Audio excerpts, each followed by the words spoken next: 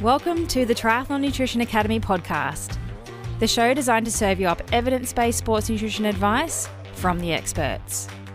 Hi, I'm your host Taryn, accredited practicing dietitian, advanced sports dietitian, and founder of Dietitian Approved. Listen as I break down the latest evidence to give you practical, easy to digest strategies to train hard, recover faster, and perform at your best. You have so much potential, and I want to help you unlock that with the power of nutrition. Let's get into it.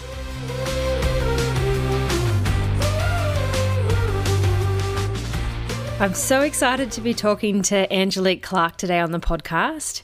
Angie's a fellow advanced sports dietitian. We met over 10 years ago when we originally did our extra sports nutrition study together at the AIS, the Australian Institute of Sport. And we've kept in touch over the years. She's gone down the female physique sort of path and works heavily with gym athletes, whereas I'm definitely more specialist in endurance sports. So it's really nice to have a colleague and a friend and a sports dietitian that you can bounce ideas off. And we've had a really good conversation today about the female athlete. Angie is, like myself, an advanced sports dietitian, a performance nutritionist, and she's also an exercise physiologist and active mum boss. Over the last 15 years or so, she's worked really extensively with elite female fitness and figure athletes, as well as fitness centres and celebrities for their transformation campaigns. She has a passion for understanding the difference in female physiology, honouring women's health, and cleaning up the fitness industry garbage to help active women uncomplicate nutrition for sustainable body recomposition, raising healthy families, and maximising life performance. So let's get into it.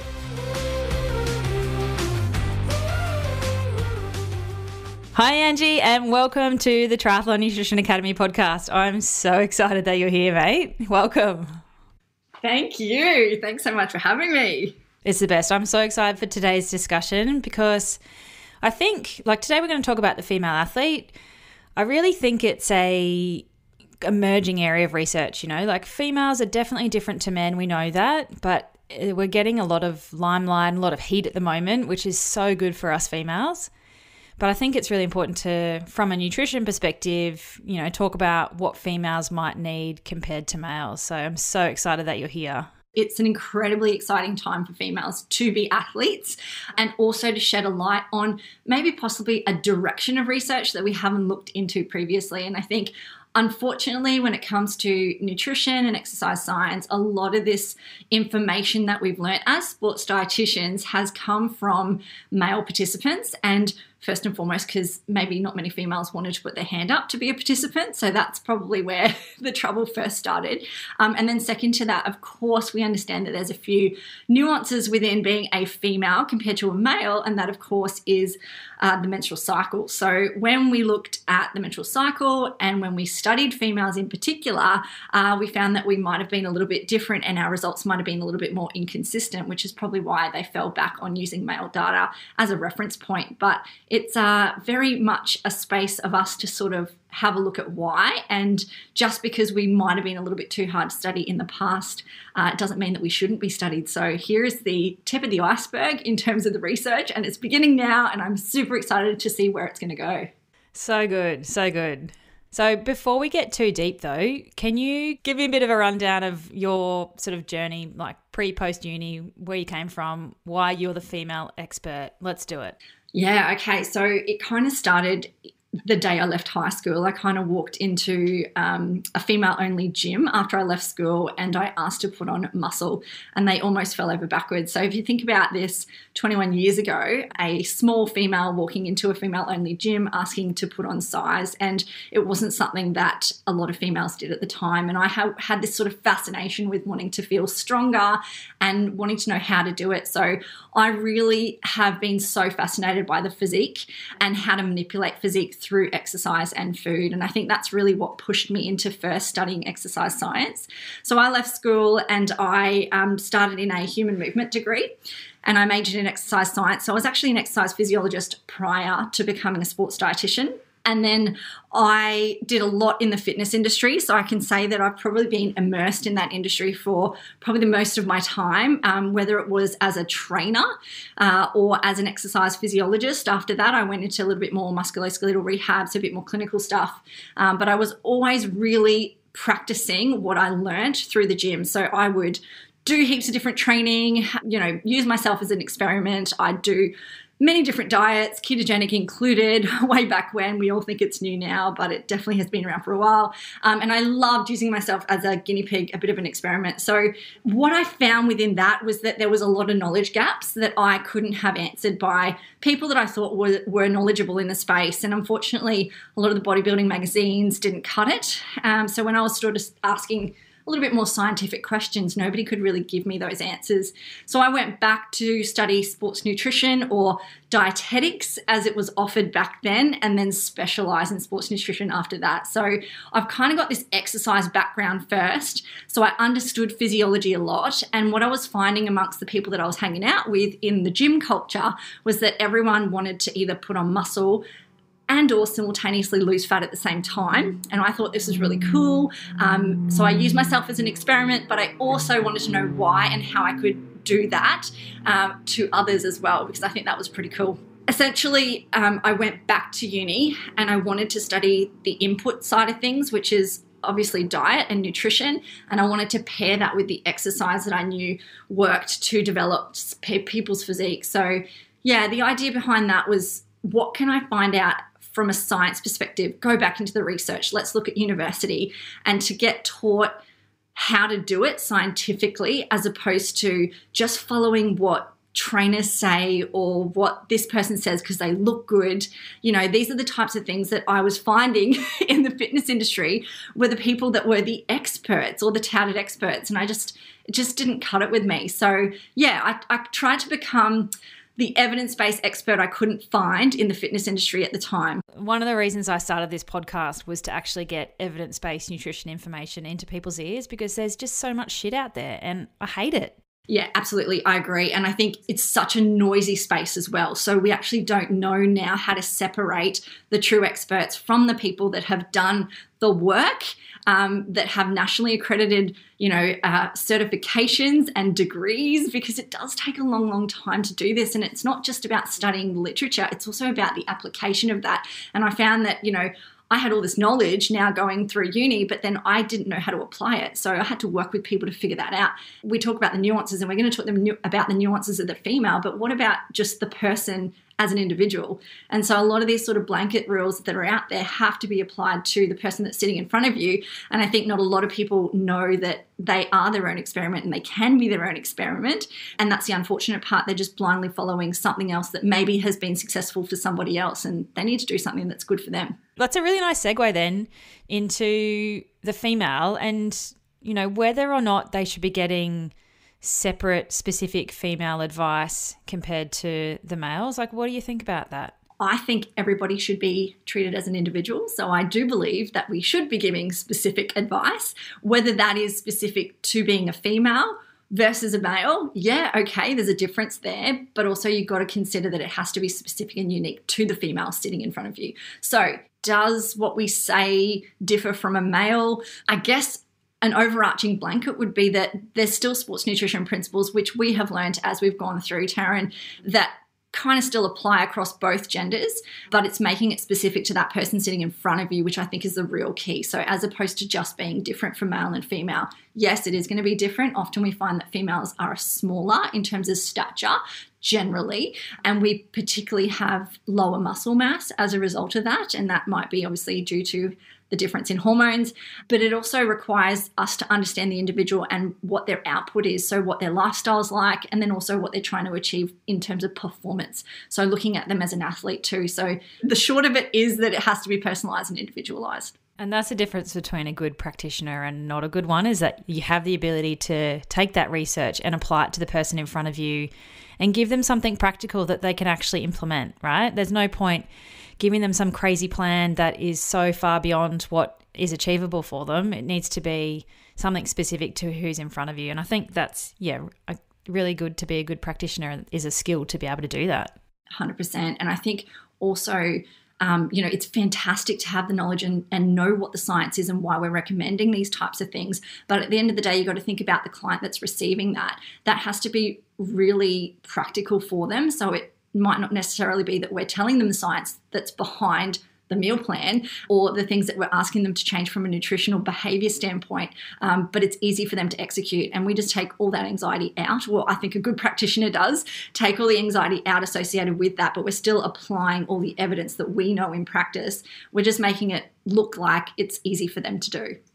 All right, Angie, do you want to set the scene and explain to me a bit about the menstrual cycle and what actually happens with our hormones? So let's just set the scene first and foremost, because I think, unfortunately, even though I'm talking to the female athlete, she might not have a particularly great understanding of her menstrual cycle. So when I talk about a menstrual cycle, I'm talking about somebody that has a regularly occurring menstrual bleed every single month or thereabouts. So a typical menstrual cycle is probably about 28 days. That's a textbook stock standard menstrual cycle, but it can be anywhere between 21 to 45 days, and that would be considered as per normal. So you're kind of looking for a menstrual cycle of about 9 cycles per year to be considered as really quite normal. And the reason why we get this is, of course, because we have the ability to have and create babies, which is pretty cool as a superpower. But there's a few hormones specifically that we want to talk to, because this is, of course, what's going to affect substrate utilization in females and also how we front up to training. So I want you guys to be familiar with estrogen, progesterone, follicle stimulating hormone, and luteinizing hormone. So those 4, and in particular the first 2, are probably the most important. So when I talk about a menstrual cycle, and like I said, that could be variable for most women, but if we talk about that in particular, we've got 2 distinct phases of our menstrual cycle. So the first phase is our follicular phase, and then we have ovulation in the middle, and then we have the luteal phase. So basically, if you think about day 1 of your period or your bleed, that's going to be day 1 of your cycle. So you're entering that follicular phase. Now, for most regularly menstruating women, our period will last anywhere between 4 to 7 days, thereabouts. So that's quite normal. And so we are in this phase called the follicular phase, and that lasts up until day 14. And day 14, thereabouts, is where ovulation occurs. So what happens over the course of this time frame is the follicular phase is a really low hormone phase up until we reach ovulation. So the idea with that is that our body is getting ready to release an egg, and obviously for that egg to be fertilized if we are going to fall pregnant. And then after which, if that egg doesn't get fertilized, we head on to the luteal phase. So there's a build-up phase within this, and this is what we term the high hormone phase. So estrogen and progesterone then start to rise again, and then they'll dip off if the egg doesn't get fertilized. So the whole idea within this is that we go through this motion in a cyclical manner. So it's going to happen every single month. It's going to occur as it should.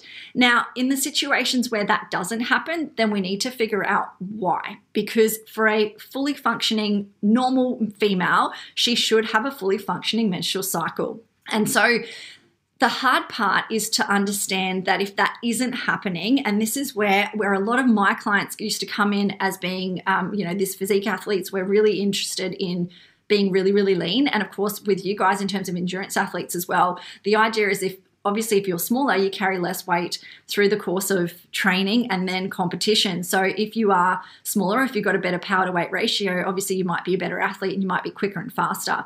Now that comes at a compromise, because of course you've got to remember that if we're trying to be leaner, then we're probably chasing a calorie deficit of some description, in which case you're going to be reducing your energy or increasing your energy expenditure to get to that point. And that requires you to change possibly the energy availability of your food, which might affect your performance.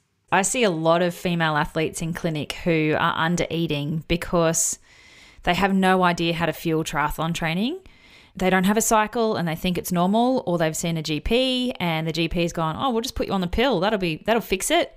But it's really, not fixing the underlying problem at all. It's just masking what's going on and giving a fake bleed. So I think, in our endurance space, low energy availability is really, really common, unfortunately. Everyone needs a bit of education. But if you're a female and you're sitting there and you're listening to this and you don't have a regular menstrual cycle and you're not on any oral contraceptive or anything like that, then that should be a red flag that you need to do something with your nutrition. 100%. And that's exactly right. So when you don't have a fully functioning menstrual cycle, some athletes, and this is a culture within that space, you know, at this moment in time, unfortunately, I think we're getting better with more awareness. But the idea is that if you don't have a menstrual cycle, it means you're on track to being really competitive. And that's we definitely want to make sure that that's really clear, that you are not functioning optimally at your best if you do not have a regular menstrual cycle for any other reason. So obviously, if you go on the pill, that's a form of synthetic estrogen and progesterone, or progestin, sorry. So if you are taking an oral contraceptive pill, that's going to change the game. So you don't appear to have the same cyclical pattern with your normal hormones. It basically flatlines your hormones because you're taking exogenous hormones. So the idea between then people losing a menstrual cycle, particularly if you are on the pill, it might actually be masking low energy availability. As Taryn said, if you don't know why you're not getting a menstrual cycle, it's time to look into it. It's time to be going, hey, what's happening? Go into your GP, make sure you get some bloods done, and just make sure that you're having a look at the general scope of how you're performing and fronting up with everything, because your menstrual cycle absence is only one sign. Before you get to that point, I can guarantee that your whole metabolic process has been downregulated and you have had warning signs or symptoms, possibly whether it be maybe increased fatigue, maybe increased risk of illness, niggling injuries that won't go away. So all of these are signs of what we call low energy availability. And if left long periods of time in that low energy availability state, you're going to end up with what we term a syndrome called RED-S, or relative energy deficiency in sport. And we do not want you to be in that by any means.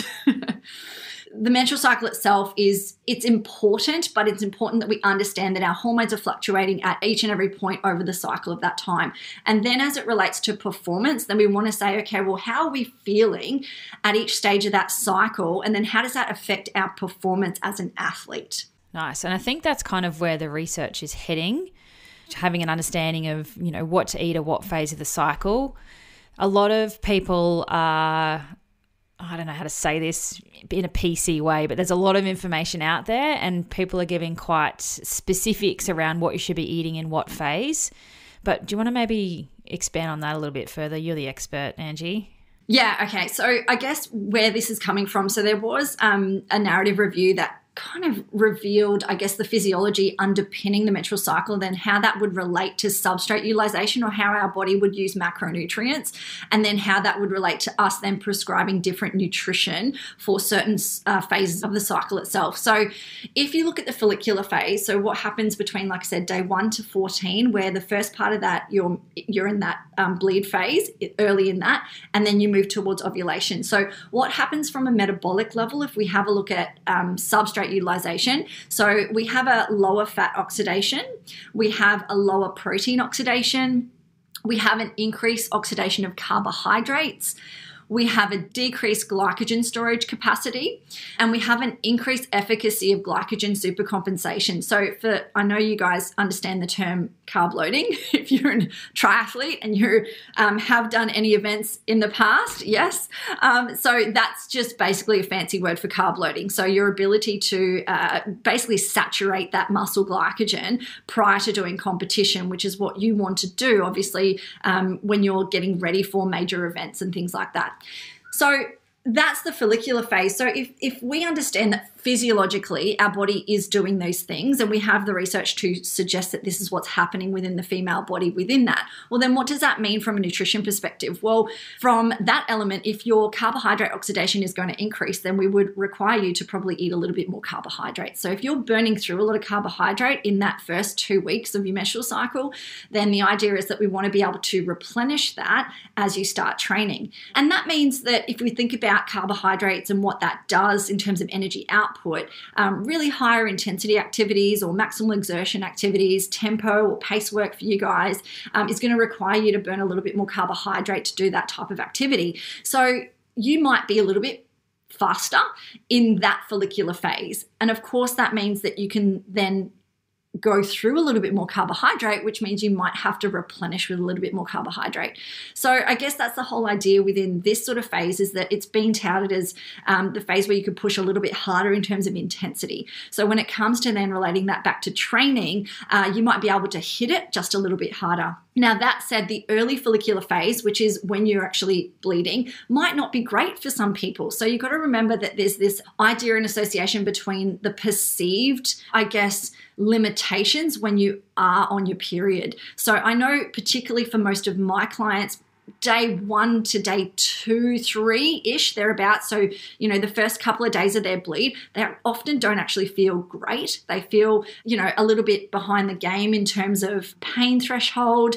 They might experience things such as loose bowel motions. They might have lower back pain. And these are the 1 to 2 days of, and also maybe possibly the 3 to 5 days preceding that, going into their period. So this is where it becomes really tricky, because of course we want to be performing at these levels, and our body says that we can be doing really high intensity stuff, but how do we feel becomes more of an indication of how we're going to front up to training. So I think that's a particularly important thing to bring up, to make sure that, we understand that everybody's different, and you might just be like, oh, my period's fine, it just happens, it just rocks up, and that's totally okay. And others might be like, oh my God, I can't get myself out of bed, I'm really tired, and I really don't want to go to training today. So it was important for us to make mention to that. So potentially at different phases of our cycle, we, might have better carbohydrate oxidation or fat oxidation. And, that's starting to emerge in the literature. I don't know. What do you think, Ants? Do you think that the literature is there yet to say, definitely you should do this or definitely you should do that?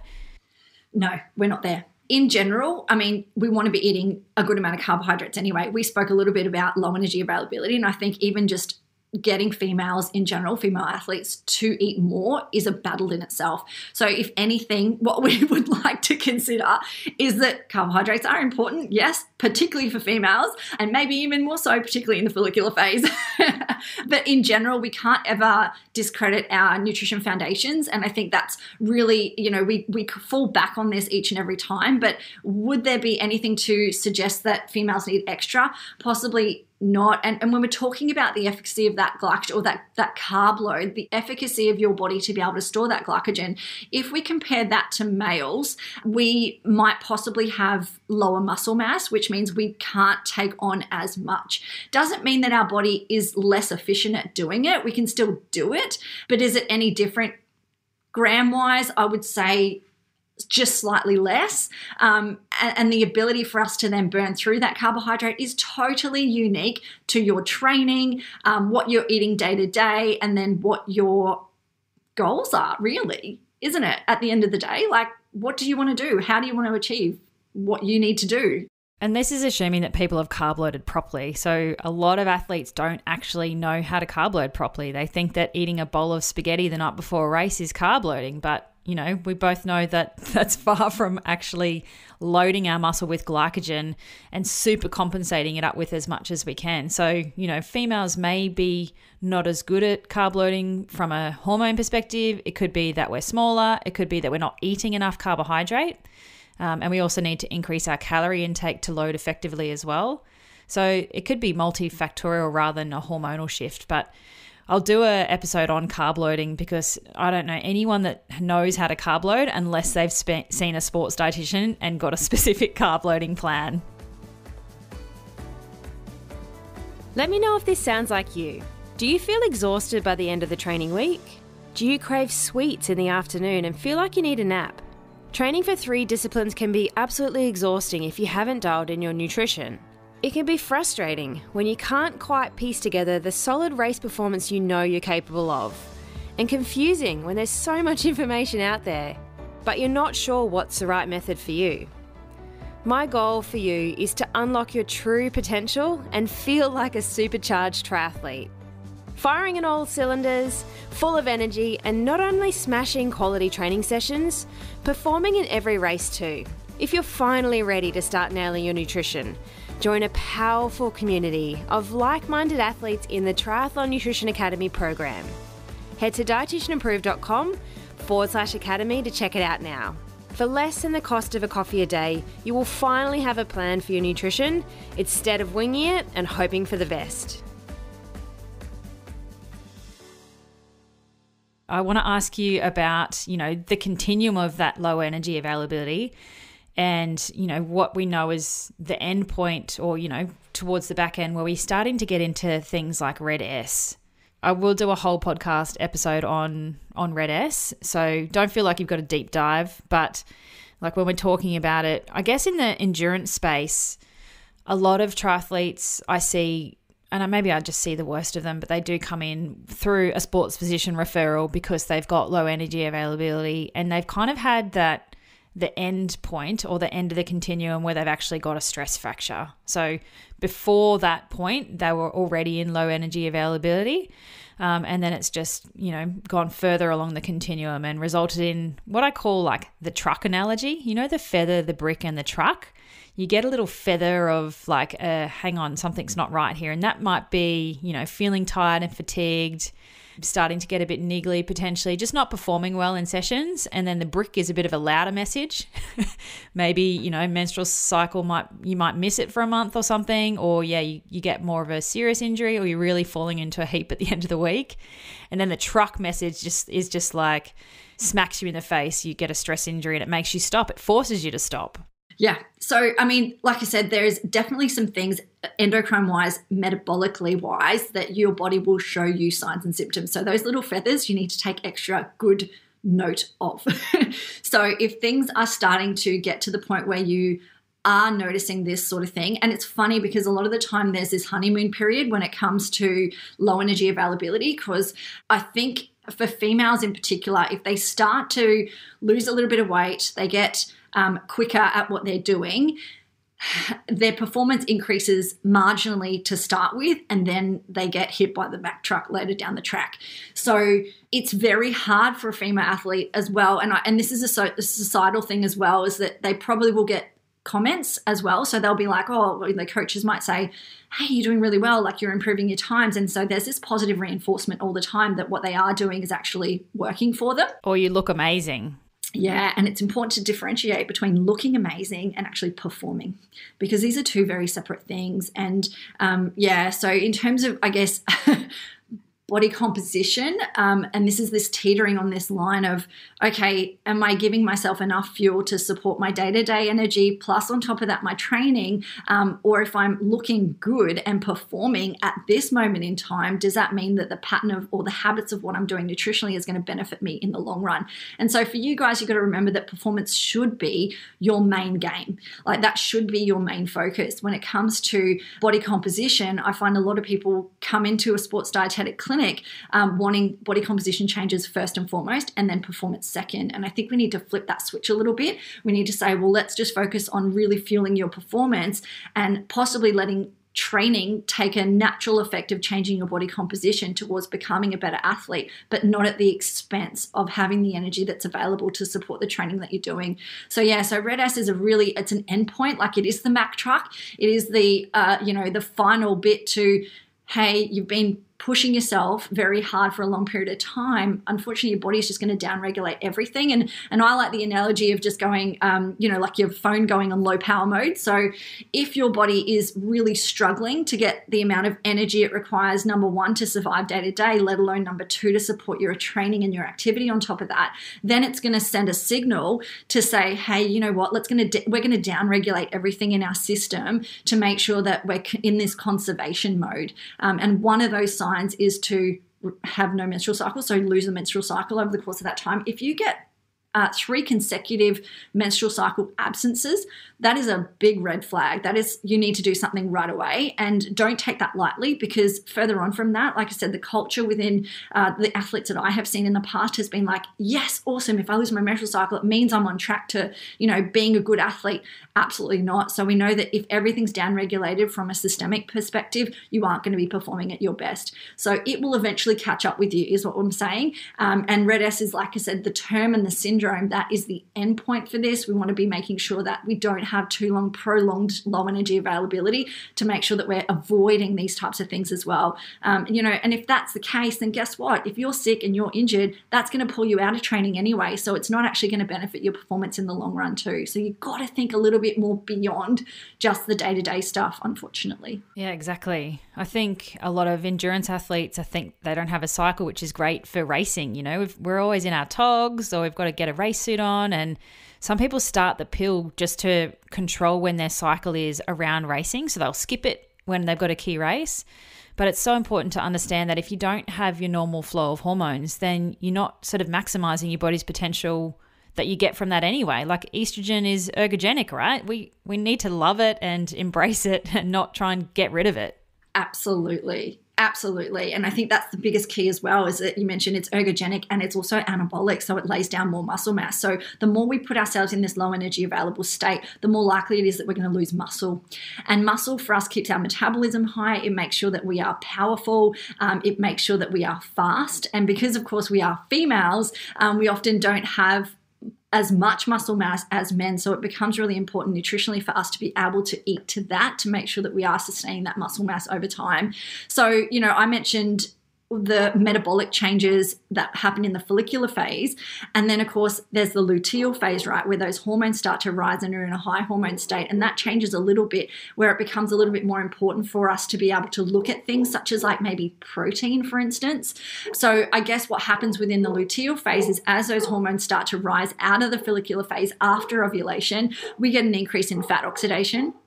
We get an increase in protein oxidation.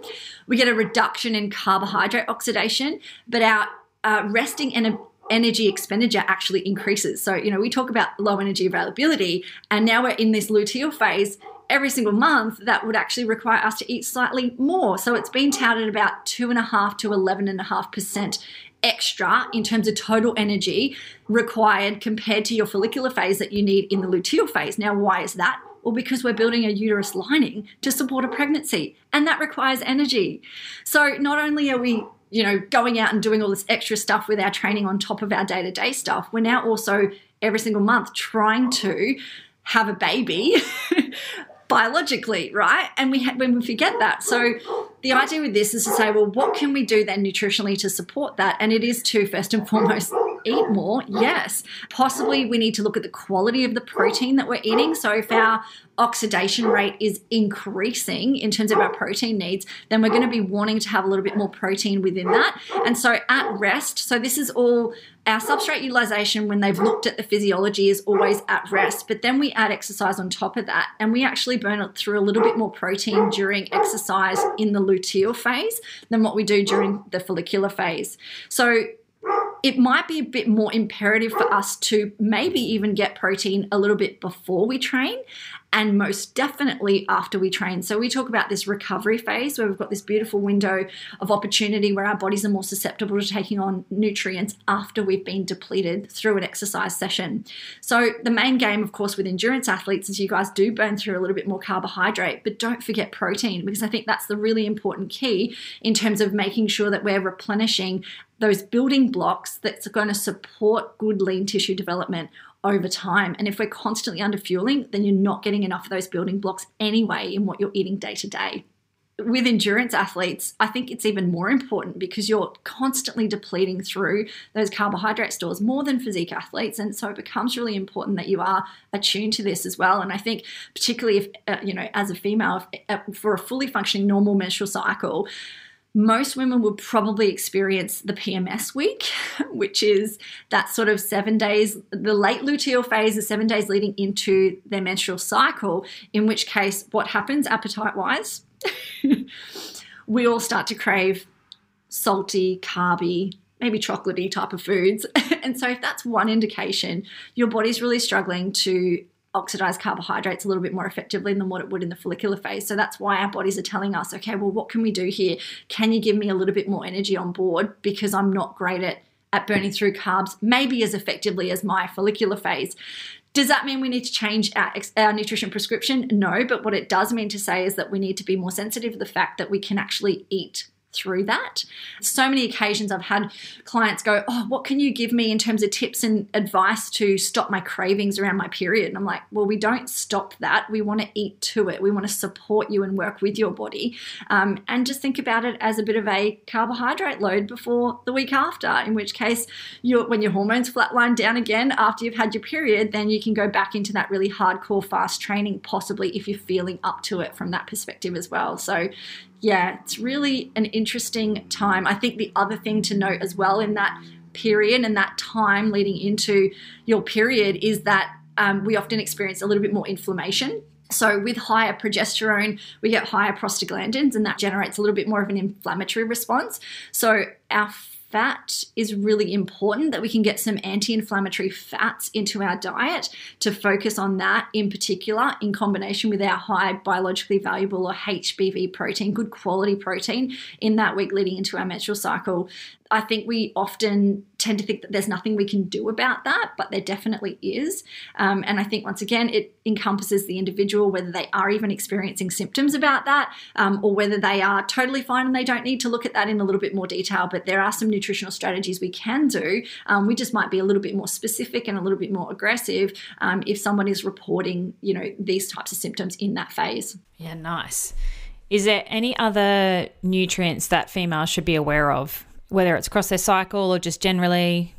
Yeah, absolutely. So I think we're going to go right the way back to iron because now that becomes important. Is if we are losing blood every single month, then iron in particular is important. And I think that's a big red flag as well to signify, particularly for those in a low energy available state, if they're not even getting enough iron from their food and from their diet in general, this could lead to low iron and of course maybe low iron storage, which then might impact their training. So, some signs and symptoms in relation to that would be tiredness, perpetual tiredness all the time, but obviously within exercise as well specifically, a really shortness of breath is a really good indication that possibly iron might be an issue. And it's really imperative that we get a clinical value of what that is. So going back to your GP, asking, or your sports physician, and asking for bloods that look at this, because we don't want to supplement unnecessarily, but we definitely do need to know if iron stores are being compromised because of that. In my experience, GPs have been terrible at managing iron, and that's because the general population cutoffs, their lab values, are different to what our athlete population values are. So if you are feeling symptomatic, I might do a whole other podcast on iron too, we'll see. Go and ask for iron studies, and then get somebody like a sports dietitian or a sports physician to actually run their eyeballs over it, because the number of clients I've seen that have come to me with their iron and they're like, oh yeah, like GP said it was fine, their ferritin is less than 30. I'm like, oh gosh, let's sort this out ASAP, because you can't carry oxygen around your body, among other things that iron does. So why would you not sort of fix it rather than suffer through that? Great point. Yeah, because athletes are different, and athletes doesn't necessarily mean elite. They can be everyday athletes. So, if you train with purpose and train with intention, and we've spoken about this before, is that, you are definitely classified as an athlete. So you need to be looking at yourself as different to the general population who don't do as much activity as you do. Unfortunately, we'd like to get everyone to do that, but you guys are different, and so those scales might need to be readjusted for that particular athlete that you're looking at, for sure. And then the other thing I think from a nutrient perspective is really important, maybe possibly calcium and vitamin D. So what happens as well is, as we start to age, our estrogen starts to lower. So we head into perimenopause, and then we head into menopause. And I think menopause is where our hormones, progesterone and estrogen, flatline. And so what happens here is it becomes even more important for us to provide a stimulus for us to lay down more bone mineral density to avoid things like osteoporosis, falls and fractures, and fracture rate and risk. So this becomes really imperative. And I think as we are younger, we need to start thinking about how best can we lay down more bone, and looking at calcium and vitamin D as a nutrient that's really particularly important for that. And then going into supporting our later life as still an active woman becomes even more imperative in terms of adding resistance training to help that as well. So yes, calcium is important. Obviously, vitamin D is very important as well. But in relation to that, then having the stimulus that's going to kind of replace the lowering of estrogen as we age is super important. So getting in there, I know you enduro athletes have loads of things to do in terms of across all your 3 disciplines. You've got plenty of training to do. But can we add a little element to possibly maybe in the off season, maybe not so much gearing into a campaign of any sort of event, but maybe look at some strength or resistance training to counterbalance what we call sarcopenia. So that age-related loss of muscle over time, becomes really important for females. I call strength training the 4th discipline of triathlon. A lot of triathletes don't do it until they get injured. But if you have a look at the elites, they're in the gym at least once a week, most often twice, building that strength. And they're not doing, light body weight stuff. They're like lifting heavy to try and build that strength, because as a sport, you've got to train for 3 disciplines. So you've got to be good at swimming, cycling and running, but you need the strength to carry your body through that. So it's definitely not something to ignore. And, from your perspective, from maintaining that muscle mass as you get older, it's one of the biggest drivers of that, in combination with new nutrition to support that strength gain or, minimizing the loss. Definitely. Thanks. It's definitely discredited. And, we need to make sure that muscle protein synthesis is just as good as the muscle protein, or to match the muscle protein breakdown. So your body is in a constant flux all the time. And this is where protein becomes really important. And in particular, if we look at leucine, which is the specific amino acid that we have to obtain from our diet, one of the specific amino acids, there's 9, that we need to obtain from our diet. We can't assimilate that in our body. So we have to be getting really good HBV, like I said before, the high biologically valuable protein sources, in regularly drip fed over the day. So it's more important to get smaller, more frequent doses and protein hits over the day than it is to have one big lot all at once. And I think if we think about how most people eat, we probably get a good chunk of protein or protein foods at dinner time, but we don't necessarily get a lot of that spaced over the day. So, we mentioned recovery nutrition, which is super important, and being a little bit more aggressive with that post-training. So possibly getting that in within 30 to 45 minutes as opposed to 45 minutes to an hour or 2 hours after that. We want to be really hitting that with a bit more quickness, and making sure that we can get that regular drip feed over the day, because that, of course, is going to help that nitrogen balance and the difference between the breakdown and the synthesis when it comes to muscle. So making sure we're really retaining that muscle over time makes a better athlete. There's quite a few really important nutrients for females then. So we've got iron, particularly because we've got those monthly losses. But I guess endurance athletes, they have really high iron losses. So a female is somebody that's at a high risk group for that.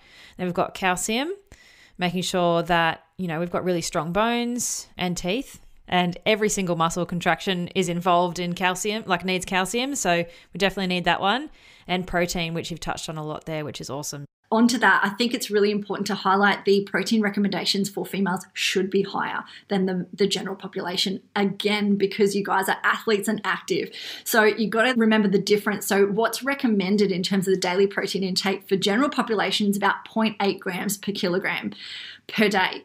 It's definitely way too low for our endurance athletes in general. So if you think about that, the idea with that is we want to bump that up just a little bit. And when we looked at male studies, so I guess at least 1.2 grams per kilogram body mass would be ideal for the male athlete, but then female on top of that, like I said, we have that increase of protein oxidation in the luteal phase. So possibly I'm probably looking at between 1.6 to 1.9 grams per kilogram body mass. And yes, specifically in the luteal phase where our protein oxidation is actually a little bit higher, but maybe across the board, I think we could be doing a lot better with protein and protein needs. And like I said, getting that in total and then drip feeding that in through the day as well becomes super important. So I think it was really nice to make that difference as well, that your needs are different and we have to increase protein, and most females could warrant increasing their protein across the board for sure. Yeah, well, that's awesome. Angie, I think I need to sit down after all that. That's been amazing. There's so much to talk about, and the female space is so exciting, and it's so exciting that people like you are a part of it and can, push females into the limelight as killer athletes up there with males. We're different. I think we need to eat a bit differently.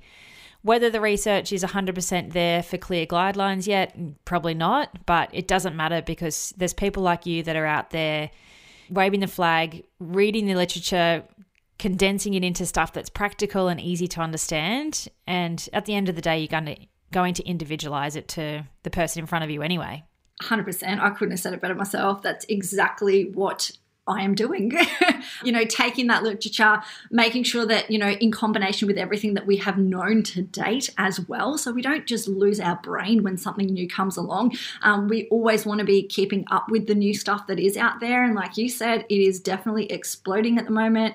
I'm keeping my finger on the pulse of all this sort of stuff, and then how it relates to applying that. Because as practitioners, we're not researchers. We don't sit in a research lab. We don't actually direct where that research is going to go, unfortunately, but through practice and through by listening to our clients and going, hey, what's the answer to this? I'm trying to find solutions that's going to help and benefit this person sitting in front of me. That's when we create the questions to go back into the research and answer that. And I think, that mutual connection between the research coming out, us taking on board and actually then applying it to the client is a really beautiful skill set for us as sports dietitians. That's what we do in practice. And we can really just make that specific to the person sitting in front of us. Now, on top of that, looking at the nuances of the female. So, sports nutrition in general is so specific to whatever sport that you do, but encompassing that is also treating that person as an individual and making sure that you're very well aware of your menstrual cycle, what that is, how it fronts up for you, what your subjective feelings are about that. So I would recommend, if anything I'm going to leave you with today, would be to track your cycle and to figure out what is normal for you. So, look at a minimum of 3-month period, and there's some apps that you can use to do this, like Fit a Woman is one, Wild AI. There's a few other ones that I think you knew, Taryn, as well.